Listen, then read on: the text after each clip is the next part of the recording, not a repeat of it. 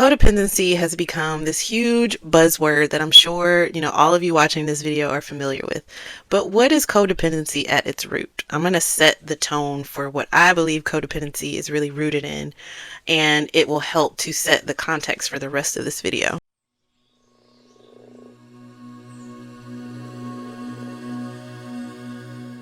Codependency is this desperate need to control the actions of another because you feel that their actions control your actions. This cycle of trying to control your experience by controlling another. So this could take the form of what we all consider like abusive behavior. So literally trying to tell someone what they can and cannot do, creating all these restrictions, isolating people. But it could also come in the form of like people pleasing, trying to manipulate people into getting them to behave a certain way by changing your behavior and expecting a reaction from them. All those things are signs of codependency. I think that it's rooted because there is a healthy codependency, and that's between like parent and child. So a child is completely dependent on the actions of a parent for their experience.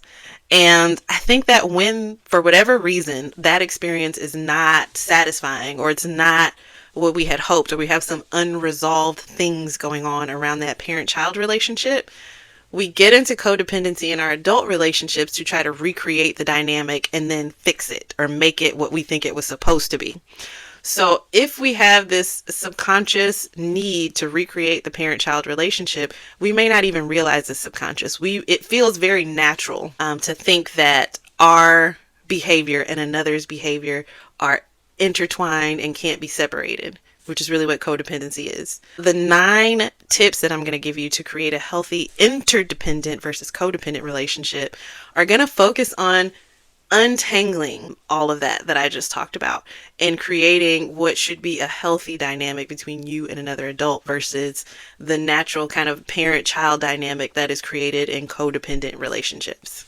So the first thing I want to establish is the difference between attachment and love, because a lot of us think that they are the same thing and they are not. Attachment is feeling this desperate need to be really intertwined in someone else's experience, meaning like you feel the need to be physically near them. You feel the need to understand everything that's going on with them.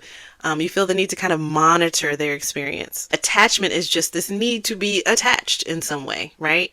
It has nothing to do with love. Like you could be really attached to something that you hate, and we all know examples of this, right? Some of us get really attached to the stories of celebrities that we see online. Even if we find them incredibly annoying, we just need to know the next thing that's going on with them. And that form of attachment kind of comes from wanting what happens with them to kind of inform whether we have the right beliefs about reality and our experience. And so we make a lot of judgments of people who are in the public eye. We track things that are going on with their lives, all to either validate or invalidate beliefs that we have about the nature of reality. But in real life, we may track a person's behavior to try to control it in order to regulate our own emotions. And that's what we're going to be talking about today. So that's attachment. Love, on the other hand, is wanting another's experience to be optimal. I'm a mother of 2 children, right? I love them. So I think you can have like a mixture of love and attachment because I'm definitely attached to my babies. But my love for them means that I would do anything for them to have the best experience possible, right? Anything that I'm aware that I could be doing that's within my control. So I want them to be the healthiest they can be. I want them to be the happiest they can be. I want them to be the best version of who they are and not who I want them to be. So that is love. You can experience love without any attachment. As a matter of fact, sometimes loving someone is breaking an attachment. They go hand in hand. So love and attachment are 2 different things. Neither one is necessarily inherently bad. It's just that I feel like it's important that we know the difference. So I think that in order to have pure love, meaning you're truly giving a person an opportunity to live optimally and be their best, you have to have a level of detachment. And so I'm going to give you 9 ways that you can practice detachment with love. And as I talk through these 9 things, you'll see how detaching actually is the highest form of love and respect in a lot of cases. So the first way to detach with love, and it's pretty simple, and it's one I've struggled with my whole life. It's half the reason I've created social media platforms, but only give advice when you're asked. So when you're codependent, or you're stepping into codependency, because it's not an on or off switch. It's something that we all struggle with, because like I said, that first relationship is completely codependent, so it's very easy to slip back into codependency. But if you're watching somebody make a mistake, or you're watching somebody create a challenge for themselves, and you can see that that's what they're doing, it could feel almost irresistible to say, hey, wait, do it this way. Or maybe you should. Let me tell you why it's a bad idea. Number 1, unsolicited advice goes unfollowed 99.9% of the time. And number 2, you could be wrong. What you're telling them to do might not be what they consider an optimal experience for themselves. And keeping that advice to yourself is a very high form of respect. Now, the only exception, let's say, for example, this has happened to me several times with my fiance. I'll be struggling with my device, right? And he knows exactly what to do to make that experience easier. But one very respectful thing he'll do is say, do you want my help? Do you want my advice? You could try this. And then he respectfully gives me the option to follow his advice or not follow his advice. And I actually have learned from him to be that way in my interactions. So if I see that somebody's struggling, and I just can't overcome the desire to try to give them advice about their situation, I may say, would you like some advice? Would you be interested in hearing how I solved a similar problem? And then be ready for them to say no. And also, if somebody approaches you and asks you if you want their advice, if you don't want it, if you're happy with how things are going, say no. But it's respectful not to force your advice on other people, because a lot of times what we see as advice can come off as condescending. I have been the worst offender. Somebody who knows me watching this video can probably think of a time when I gave them unsolicited advice, and I am sorry. I apologize. I'm working on myself.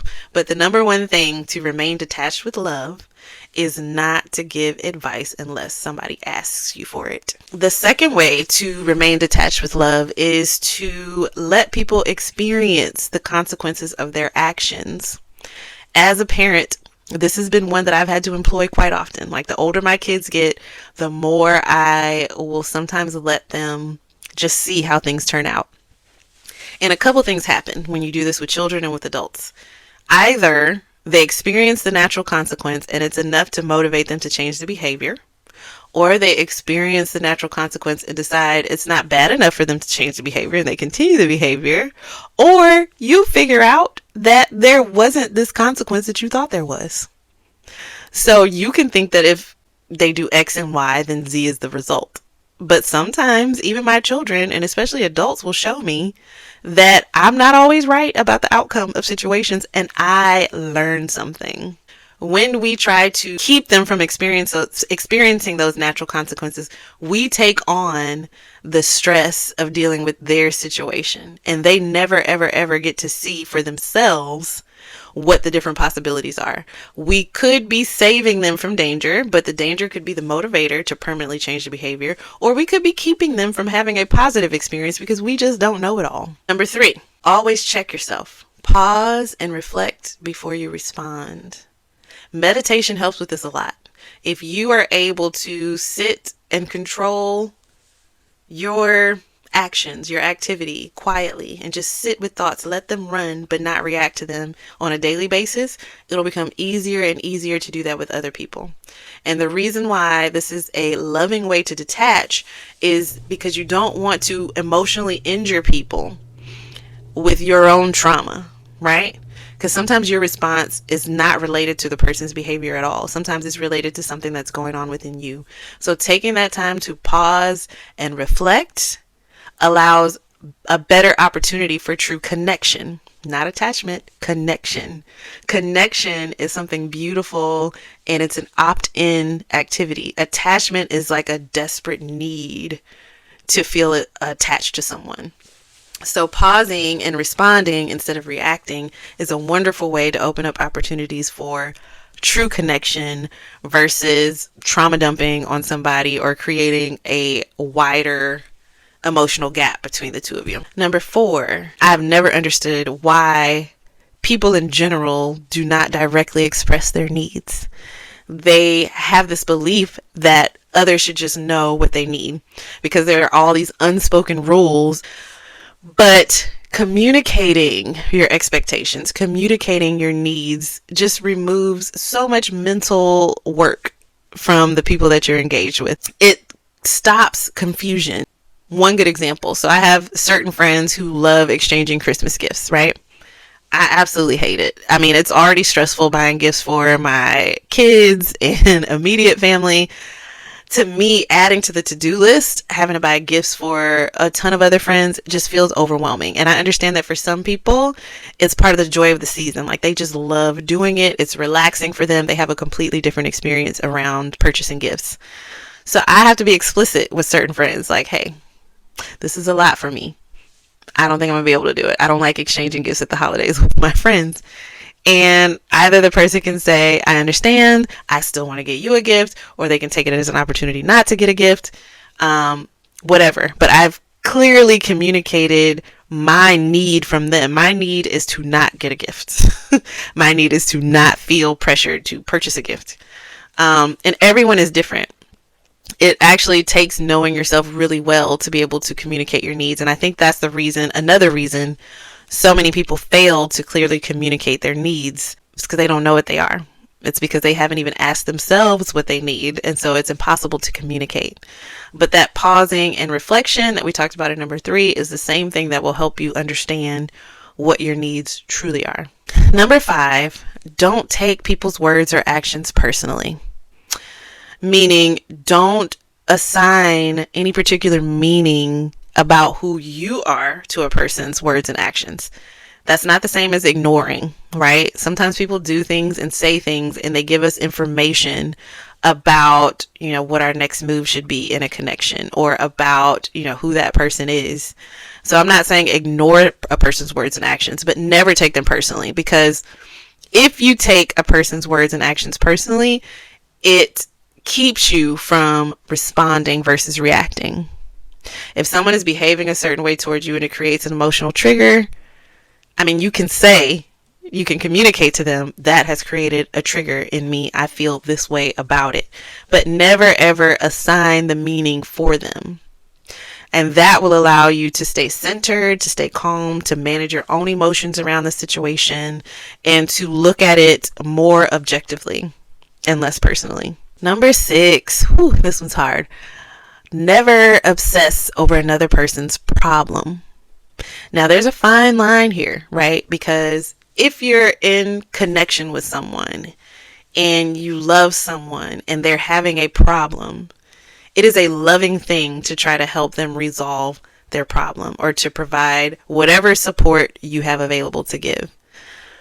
But I think sometimes codependency causes us to slip into obsessing over the problem. Now, I'm guilty of this one too. I've been guilty of all the things on this list, or doing the opposite of these things. But if I really want a person to have a certain experience, and especially if I think it's going to make my experience with them better, I can become obsessed with their issue. And I can spend hours researching their problem and coming up with the perfect solution. And then guess what step number 2 is? Giving them that unsolicited advice that I got from doing all this research and obsessing over their problem. And time again, I get my feelings hurt because I come up with a solution, I present it to them, and they don't do it. They're not as passionate about their own problem as I am. And so that's my codependency at work there. Obsessing over another person's problems is a huge sign of codependency. It's almost like an escape. Because if you can become obsessed with someone else's problem, then you can completely ignore all the things that you need to work on. If I can become obsessed with trying to figure out how to help someone with their finances, or try to figure out the perfect herbal remedy for whatever ailment they have, then I can ignore the fact that I haven't done my laundry in 3 weeks. Or I can ignore the fact that I've been skipping my meditations, or that I have some unresolved anger, because I can escape from my own stuff and dive into this world of feeling competent, right? Because if you're looking at someone else's problem, You don't necessarily have all the mental blocks to solving it that they do. So it can be easier to jump in and try to fix it for them instead of focusing on what you need to be doing for yourself. That's much harder. So much harder. So that's not to say you shouldn't support the people that you love if they have a problem, especially if they come to you and ask for your support. You can be measured about how much support you can offer, but becoming obsessed with another person's problem is a key indicator that you are operating in a state of codependency. Number 7 is acknowledging things that people are doing well. So a lot of times when we think about being emotionally detached, we think about kind of being emotionally reserved and not expressive. But the truth is, when you are regulating your own emotions, when you understand where you end and another person begins, it is easier to praise them for what they're doing right. I think when we are codependent or unhealthily attached versus loving someone, we can become preoccupied with their problems or things they're not doing right, things that they could be doing better in order to help us regulate our emotions or improve our experience.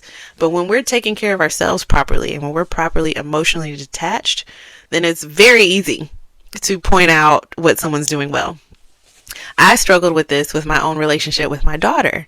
We have very different personality types. We reach the same destinations in very different ways. And so I would always be anticipating these negative outcomes for her. And I was just obsessed with getting her to change her behavior and do things like I do things. And it took me being talked to by other people with different perspectives to see that I was operating out of fear. And I was operating out of my own insecurities about what I was capable of, and it didn't have as much to do with her. Now, some things were straightforward, like, she's not doing well in school, or she's not cleaning her room, or whatever. But it was the way that I attacked her approach that was the issue. The fact that I was so obsessed with how she was approaching things and how I wanted her to do it like I would do it, I rarely had opportunities to even pay attention to what she was doing well. And I had to be extreme with this. I had to tell myself that I have to completely ignore all those things. So in my mind, it was tragic because it was like, oh no, if I ignore, like, trying to control how she does things, she's going to destroy her whole life. And so it was a scary thing for me to do, to kind of let go of that need to control. But once I did that and I chose to only focus on the things that she was doing right for a period of time, our entire relationship changed. And mostly what changed was my perception of things, because easing up off of her allowed her the freedom to express her own creative ways of tackling issues and then execute on them, because I wasn't constantly critiquing her. And me not preoccupying myself with the things that I saw as problems allowed me to see natural gifts that she had. And it allowed me to be her cheerleader in certain areas and help her identify her own strengths. So part of being able to acknowledge what someone is doing right is letting go of the need to control everything else they're doing that you think they're doing wrong, which is a big part of codependency. Even people pleasers do this, because although they're not always criticizing, they are always thinking of little ways to manipulate situations to get you to change your behavior, right? And so they're not able to see you as a whole person because they're so preoccupied with the next thing that they're going to do to try to get you to change something you're doing or get you to react in a certain way. When we can let go of that control, we can really see a person for who they are and acknowledge what they're doing well in a real way. So as a people pleaser, you might pretend to like the way somebody does things, but it's really just a tactic to get them to do something else that you want them to do. The 8th way to practice detachment with love is to take necessary space. This is going to vary for everyone, because what's considered a healthy amount of space really depends on the individual. Me and my fiance have had these negotiations, all the time. And I constantly check in with myself to see, what signs I'm seeing that I need to take mental, emotional, physical space. It's so important because it's the only time that we can build up our love muscles, the muscles that allow us to pause and reflect instead of react. Sometimes we just have to be quiet with ourselves. And sometimes being quiet with yourself doesn't require physical space from your partner. Sometimes you just have to ask for that energetic space even if you're occupying the same physical space, so that you can reflect on how things are going, on how you're showing up, on who you're being, on whether or not you slipped into some sort of codependent approach in an area of your relationship. So taking space and reminding yourself of where you end and the other person begins, like what's yours and what's theirs, is an important part of detaching with love. Number 9, and this one is one that, I mean, really it sums up the entirety of this message, but never try to change another. I, in my 41 years have figured out that every single time I have a problem with someone, it is a problem within and it's not them. A person's behavior, yes, can be problematic, right? Certain dynamics can kind of reduce the chances of a successful connection. But if I'm engaged in that dynamic, it's because of something that's going on within me. And so I have given up, even though I still fall into temptation, especially when I'm not doing my inner work. But I've given up on trying to change other people. If I feel this strong desire that somebody needs to change, I focus that energy on myself. And depending on the situation, that can be a hard thing to do or an easy thing to do, right? With the people, the closer the people are to me, the harder it is for me to do this. The more exposure I have to people, the harder it is for me to do this. Because sometimes the people that we draw closest to us illuminate the things that we most need to address within ourselves and that are the hardest to address. And so we draw them the closest to us because we know we need to have like a stronger connection there in order for us to go within and address whatever it is that we need to elevate in our soul. As strongly as I feel, and I can be a very matter-of-fact person, but as strongly as I feel that somebody needs to change something they're doing, I know it's wrong. I will still take that information and flip it around and figure out how to improve myself. And there are so many benefits to this, right? Because like I said, sometimes our perception is off. We're not always right. And focusing within can only be positive for us. So if I change something in myself for the better, what harm does that do? A lot less harm than trying to control and change the person that I'm in a relationship with. I once heard, I think it was a YouTuber that I follow, said the best way to influence others, and even without intending to, is to embody a belief, right? If we're trying to change and control another person, if we're arguing with someone, if we're trying to change the way they think, it's usually because we haven't stood strong. We're not standing on business, as they say, with our own belief. And so if we really truly believed what we say it is that we believe about a situation, we wouldn't need to argue about it. It would feel ridiculous to argue about it because you'd be like, it's just what it is. Like, I'm embodying it. It's part of who I am, and that's how I know it's true. So there's no need for me to try to force it on you. Just watch me. You know what I mean? And so if we focus on changing our inner world and we improve ourselves and we become the proof that an approach works, we no longer have to try to change other people. I've seen this happen again with my daughter. So back when I was overly critical, and I can still be a little critical sometimes, but back when that was all I was doing, I was so busy criticizing her that I wasn't embodying what it was that I wanted her to see as the right way. And when I stopped doing that, and when I started to dive deep with myself and change my own behavior and stand stronger on these things that I thought she should be doing, she watched me, she observed me embodying these things, and she made her own personal decision to adopt some of those practices.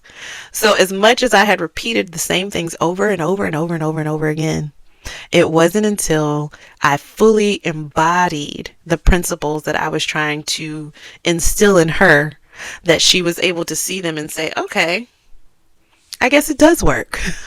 I'm watching mom do these things and I'm seeing her results. Therefore, I'm going to approach mom and ask her, why do you do it this way? How do you do this? Can you show me? And so that was a big paradigm shift for me because I was the biggest unsolicited advice giver, the biggest controller, the biggest know-it-all, basically. And I'm still working on it. But I now have seen over and over and over and over and over again how embodiment, how going within, how reflecting on my own boundaries, my own beliefs about myself, my beliefs about reality has had a much bigger impact than becoming obsessed over how other people are doing things and how I anticipate that that's going to affect me and trying to change and control their behavior. So I believe that detaching with love is the only way to truly love, because being codependent or overly attached impedes our ability to love. Now, I'm going to say something, probably an unpopular opinion.